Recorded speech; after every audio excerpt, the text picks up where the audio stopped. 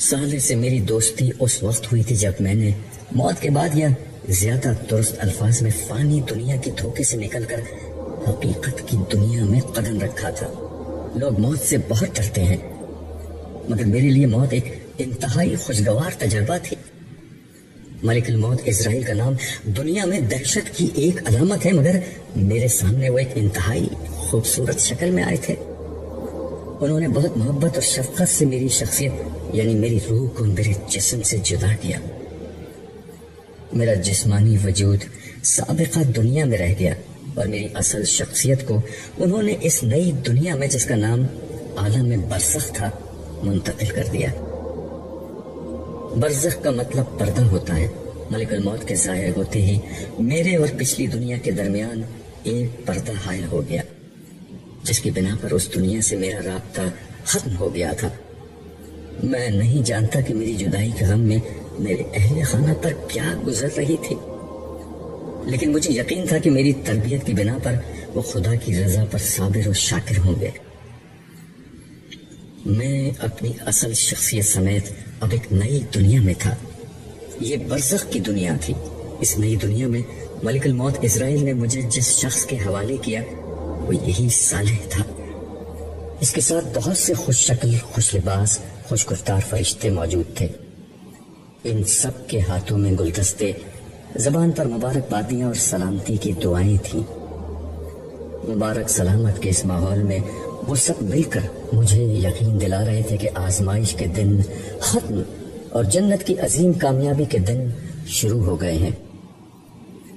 اس وقت صالح نے مجھے یہ خوشخبری دی کہ برزخی زندگی کے آغاز پر میرے لیے پہلا انعام پروردگار ارض و سماوات کے حضور پیشی ہے۔ اس نے مجھے بتایا کہ یہ احساس ہر شخص کو نہیں ملتا۔ میرے لیے یہ خوشخبری جنت کی خوشخبری سے بھی زیادہ قیمتی تھی۔ ان سب کی میت میں میرا سفر شروع ہوا۔ یہ نئی دنیا تھی جہاں فاصلے، مقامات، زمان اور مکان یعنی ٹائم اور اسپیس کے معنی اس طرح بدل گئے تھے کہ وہ الفاظ کے کسی جامع میں بیان نہیں ہو سکتے۔ میں مستی و سرشاری کے عالم میں یہ سفر طے کر رہا تھا کہ ایک جگہ ہم روک دیے گئے۔ اعلان ہوا کہ زمین کے فرشتوں کی حد آ گئی ہے، سب یہاں رک جائیں۔ صرف صالح کو میرے ساتھ آگے بڑھنے کی اجازت ملی۔ عالم سماوات کا سفر شروع ہوا۔ جلد ہی ہم ایک اور جگہ پہنچ کر رک گئے۔ یہاں جبریل امین خاص طور پر میرے استقبال کے لیے آئے تھے۔ مجھے دیکھ کر وہ کہنے لگے، عبداللہ تم مجھ سے پہلی دفعہ مل رہے ہو، مگر میں تم سے پہلے بھی کئی دفعہ مل چکا ہوں۔ پھر ہولے سے میرا کندھا تھپ تھپاتے ہوئے بولے، آقا کے حکم پر کئی دفعہ میں نے تمہاری مدد کی تھی، مگر ظاہر ہے تم اس وقت یہ نہیں جانتے تھے۔ آقا کے لفظ سے میرے چہرے پر ایک روشنی پھوٹی جسے جبریل کے نورانی وجود نے الفاظ میں ڈھلنے سے قبل ہی پڑھ لیا اور کہا، آؤ چلو میں تمہیں تمہارے انداتا سے ملاتا ہوں۔ نبیوں کے علاوہ یہ احساس بہت کم انسانوں کو حاصل ہوتا ہے کہ وہ اس طرح بارگاہ اہدیت میں پیش کیے جائیں۔ تم واقعی بہت خوش نصیب ہو۔ ہم آگے بڑھے تو میرے ذہن میں ایک سوال پیدا ہوا جس کا پوچھ لینا ہی مناسب خیال کرتے ہوئے میں نے جبریل علیہ السلام سے عرض کیا، کیا ہم سدرۃ المنتہا کی طرف جا رہے ہیں؟ نہیں، جبریل امین نے جواب دیا۔ پھر مزید وضاحت کرتے ہوئے کہا، تمہارے ذہن میں غالباً معراج والی بات ہے، وہ انبیاء کا راستہ ہے۔ انبیاء کی حضوری کے مقامات بہت اعلیٰ ہوتے ہیں، پھر انہیں مشاہدات بھی کرائے جاتے ہیں۔ تمہارا راستہ بالکل الگ ہے۔ تمہیں صرف بارگاہ الوہیت میں سجدے کا احساس بخشنے کے لیے بلایا گیا ہے، اور غالباً تمہاری وجہ سے صالح کو بھی یہاں تک آنے کی اجازت ملی ہے۔ اس لمحے میں نے صالح کو دیکھا جس کا چہرہ خوشی سے دمک رہا تھا۔ جبریل امین نے گفتگو کا سلسلہ جاری رکھتے ہوئے کہا، خدا کی ہستی لامحدود ہے، اس کے مقامات بھی لامحدود ہیں۔ تمہاری دنیا میں ان مقامات کا کوئی اندازہ نہیں کیا جا سکتا۔ جو کچھ تم دنیا میں جانتے تھے وہ بہت محدود اور کم تھا۔ آج مرنے کے بعد تمہاری آنکھیں کھلی ہیں اب تم وہ دنیا دیکھ رہے ہو جس کے کمالات کی کوئی حد نہیں۔ میں جو کچھ دیکھ رہا تھا وہ واقعی جبریل امین کی سچائی کا ثبوت تھا۔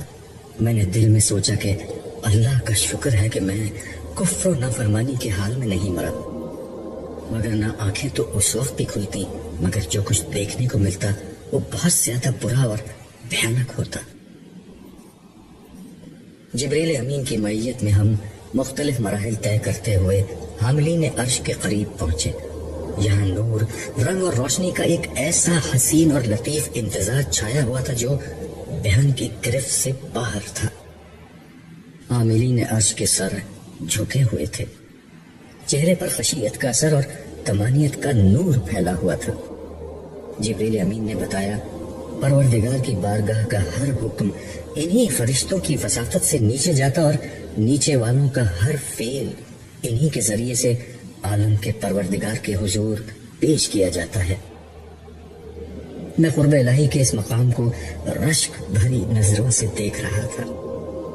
انہوں نے بھی نظر اٹھا کر مجھے دیکھا اور لمحہ بھر کے لیے ان کے چہروں پر مسکراہٹ آئی۔ میرا حوصلہ بڑھا، میرے روئیں روئیں سے اس ہستی کی حمد و ثنا بلند ہونے لگی جس سے ملنے کی خواہش میں ساری زندگی گزار دی تھی۔ پھر چلتے چلتے مجھ پر نہ جانے کیوں لرزہ طاری ہونے لگا۔ خدا سے ملنے کی شدید ترین خواہش پر اس کی عظمت کا احساس غالب آ گیا۔ اس لمحے مجھ پر اتنا شدید روب طاری ہوا کہ میں گھبرا کر واپس پیچھے ہٹنے لگا۔ اگرچہ عرش ابھی بہت دور تھا مگر صاحب عرش کی عظمت کے احساس سے میری ہمت ٹوٹ گئی۔ مجھے لگا کہ اس لمحے میرا وجود کرچی کرچی ہو کر فضا میں بکھر جائے گا۔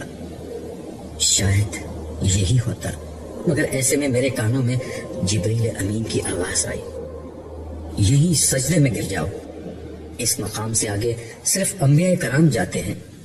میں اور صالح دونوں سجدے میں چلے گئے۔ جسے بن دیکھے سجدہ کیا تھا آج پہلی دفعہ اسے دیکھ کر سجدہ کیا تھا۔ دیکھا تو خیر کیا تھا، بس آثار دیکھ لیے تھے۔ یہ سجدہ کتنا طویل اور کتنا لذیذ تھا مجھے نہیں یاد، جس نے سورج کو روشنی کی ردا اور چاند کو نور کی قبا پہنائی، پھولوں کو مہک اور تتلیوں کو رنگ کا لباس پہنایا، تاروں کو چمک کا لہجہ اور کلیوں کو چٹک کی آواز عطا کی، آسمان کو رفعت کا تاج اور سمندروں کو وسعت کا تخت بخشا، اور دریاؤں کو بہاؤ کا حسن عطا کیا، اور جس نے انسان کو بیان کا وصف اور نزول قرآن کا شرف بخشا۔ اس کے قدموں میں گزرا ہوا ایک ایک لمحہ ہفت اقلیم کی بادشاہی سے بڑھ کر تھا، مگر اس لمحے کو تمام ہونا ہی تھا۔ حاملین عرش کی دلکش صدا بلند ہوئی، هو اللہ لا الہ الا ہو۔ یہ اعلان تھا کہ صاحب عرش کلام کر رہا ہے۔ آواز آئی، میں اللہ ہوں، میرے سوا کوئی معبود نہیں۔ ہر سر سے لذیذ تر اس صدا میں وہ سحر تھا کہ میرا وجود سراپا گوش ہو گیا، میرا پورا جسم اور اس کی ہر قوت کانوں اور سماعت میں سمٹ آئی۔ میں مزید کچھ سننے کا منتظر تھا مگر گفتگو میں ایک وقفہ آ گیا تھا۔ مجھے احساس ہوا کہ شاید اب مجھے کچھ کہنا چاہیے۔ جو پہلی بات میری زبان پر آئی وہ یہ تھی، مالک، زندگی میں یہی ایک حقیقت تو جانی ہے۔ میری یہ بات میرے اپنے کان بمشکل سن سکے تھے مگر حاضر و غائب کے جاننے والے اور دلوں کے بھید پا لینے والے تک وہ بات پہنچ گئی تھی۔ جواب ملا، مگر یہ بات جاننے والا ہر شخص یہاں تک نہیں آتا۔ جانتے ہو عبداللہ تم یہاں تک کیسے آ گئے؟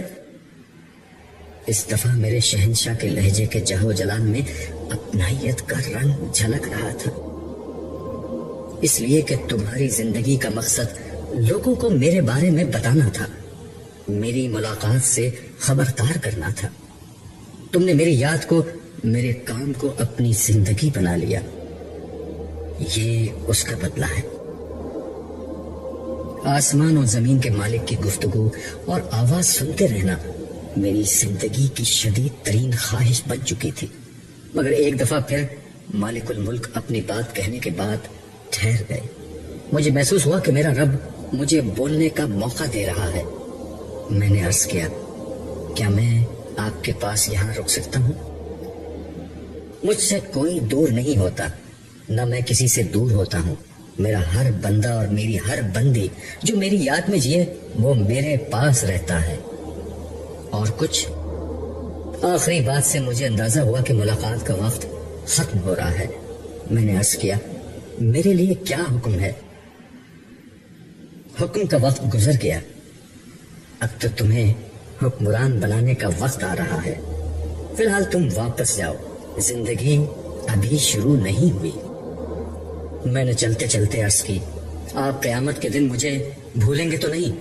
मैंने उस दिन की वहशत और आग की नाराजगी का बहुत जिक्र सुन रखा है। फजा में एक हसीन तबस्सुम बिखर गया। खनकते हुए लहजे में सदा आई, भूलने का आर्जा तुम इंसानों को होता है। बादशाहों का बादशाह, तुम्हारा मालिक, तुम्हारा रब कुछ नहीं भूलता। रहा मेरा गुस्सा तो वो मेरी रहमत पर कभी गालिब नहीं आता। तुमने तो जिंदगी भर मुझे उम्मीद और खौफ के साथ याद रखा है। मैं भी तुम्हें दरगुजर और रहमत के साथ याद रखूंगा। लेकिन एक लम्हे के शाहाना तवक्कुफ के बाद इरशाद हुआ, तुम्हारी तसल्ली के लिए मैं सालेह को तुम्हारे साथ कर रहा हूँ। ये हर जरूरत के मौके पर तुम्हारा ख्याल रखेगा। ये थी मेरी और सालेह की पहली मुलाकात की रुदात और उसके साथ मेरे रहने की असल वजह।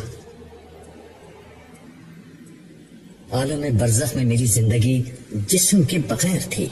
उसमें मेरे एहसासात, जज्बात, तजुर्बात और मुशाहिदात की कैफियत वैसी ही थी जैसी ख्वाब में होती है, यानी गैर मादी मगर शऊर से भरपूर जिंदगी, जिसमें मुझे इन नेमतों का मुकम्मल एहसास रहता जो जन्नत में मुझे मिलने वाली थी। सालेह मेरी ख्वाहिश पर वक्फे वक्फे से मुझसे मिलने आता रहा। हर दफा वो मुझे नित नई चीजों के बारे में बताता रहता और मेरे हर सवाल का जवाब देता। आहिस्ता आहिस्ता हमारी दोस्ती बढ़ती गई। फिर आखिरी मुलाकात में उसने मुझे बताया था कि जिंदगी शुरू होने जा रही है और अब मैं उसके साथ मैदान हशर को तेजी के साथ अबूर करता हुआ अर्श की तरफ बढ़ रहा था। चलते चलते मैंने इर्द गिर्द देखा तो ताहद नजर एक हमवार मैदान नजर आया। माहौल कुछ ऐसा हो रहा था जैसे फजर की नमाज के बाद और सूरज निकलने से कबल का होता है, यानी हल्का हल्का उजाला हर तरफ फैला हुआ था। उस वक्त इस मैदान में कम ही लोग नजर आ रहे थे, मगर जो थे उन सब की मंजिल एक ही थी। मेरे दिल में सवाल पैदा हुआ कि इनमें से कोई नबी या रसूल भी है। मैंने सालेह को देखा, उसे मालूम था मैं क्या पूछ रहा हूँ। कहने लगा, वो सब के सब पहले ही उठ चुके हैं, हम उन्हीं के पास जा रहे हैं, क्या उनसे मुलाकात का मौका मिलेगा? मैंने बच्चों की तरह इश्तियाक से पूछा। वो चलते चलते रुका और धीरे से बोला, अब उन्हीं के साथ जिंदगी गुजरेगी। अब्दुल्ला, तुम अभी तक नहीं समझ पाए कि क्या हो रहा है। आजमाइश खत्म हो चुकी है, धोखा खत्म हो गया है। अब जिंदगी शुरू हो रही है जिसमें अच्छे लोग अच्छे लोगों के साथ रहेंगे और बुरे लोग हमेशा बुरे लोगों के साथ रहेंगे। असल में बात यह थी कि मैं अभी तक शौक से नहीं निकल सका था। दरअसल अभी तक नई दुनिया का सारा तारुफ आलम बरज़ख में हुआ था। वो एक नौयत की रूहानी दुनिया थी, मगर यहाँ हशर में तो सब कुछ मादी दुनिया जैसा था। मेरे हाथ पांव, एहसासात, जमीन आसमान, हर चीज वही थी जिसका मैं पिछली दुनिया में आदी था। वहां मेरा घर था, घर वाले थे, मेरा मोहल्ला, मेरा इलाका, मेरी कौम। ये सब सोचते सोचते मेरे जहन में एक धमाका हुआ। मैंने रुककर साले को दोनों हाथों से पकड़ लिया। मेरे घर वाले कहाँ हैं? मेरे रिश्तेदार, अहबाब सब कहाँ हैं? उनके साथ क्या होगा? वो नजर क्यों नहीं आ रहे? साले ने मुझसे नजरें चुराकर कहा, जिन सवालों का जवाब मुझे नहीं मालूम वो मुझसे मत पूछो। आज हर शख्स तन्हा है, कोई किसी के काम नहीं आ सकता। अगर उनके आमाल अच्छे हैं तो यकीन रखो वो तुमसे आ मिलेंगे, उनके साथ कोई ज्यादती नहीं होगी। और अगर ऐसा ना हुआ तो। साले जुमला ना मुकम्मल छोड़कर खामोश हो गया। उसकी बात सुनकर मेरा चेहरा भी बुझ गया। उसने मेरे कंधे पर हाथ रखकर मेरा हौसला बढ़ाया और कहा, अल्लाह पर भरोसा रखो। तुम खुदा के लश्कर में लड़ने वाले एक सिपाही थे, इसलिए पहले उठ गए हो। बाकी लोग अभी उठ रहे हैं। इंशाअल्लाह वो लोग भी खैर के साथ तुमसे मिल जाएंगे। अभी तो तुम आगे चलो। उसकी तसल्ली से मुझे कुछ हौसला हुआ और मैं सुबक रफ्तारी से उसके साथ चलने लगा।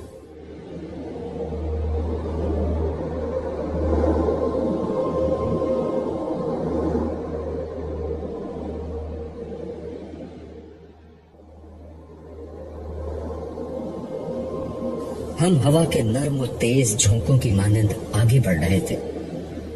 इस चलने में कोई मुशक्कत न थी, बल्कि लुत्फ आ रहा था।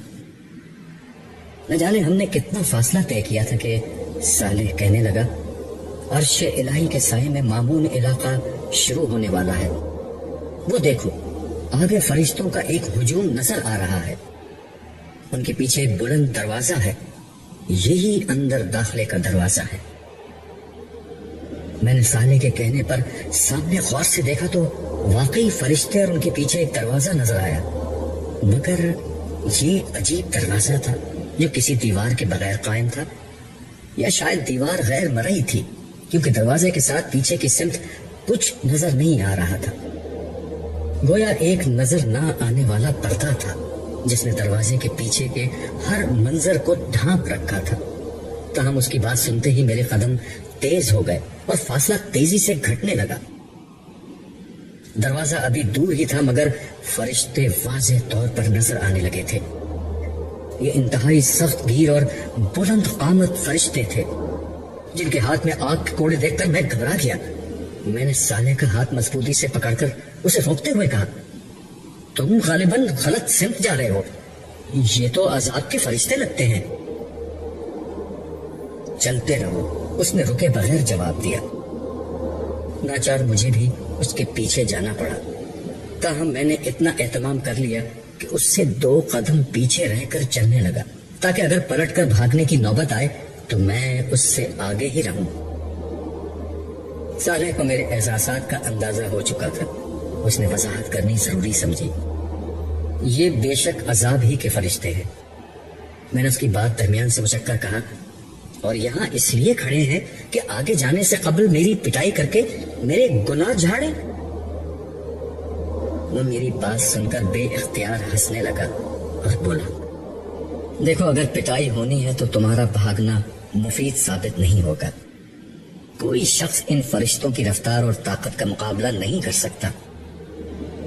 वैसे तुम्हारी इत्तला के लिए अर्ज है कि ये तुम्हारे लिए यहाँ नहीं खड़े हैं, बल्कि ये इसलिए खड़े हैं कि खुदा का कोई मुजरिम अगर इस सिमत आने की कोशिश करे तो उसे इतना मारे कि वो दोबारा इस तरफ आने की हिम्मत ना करे।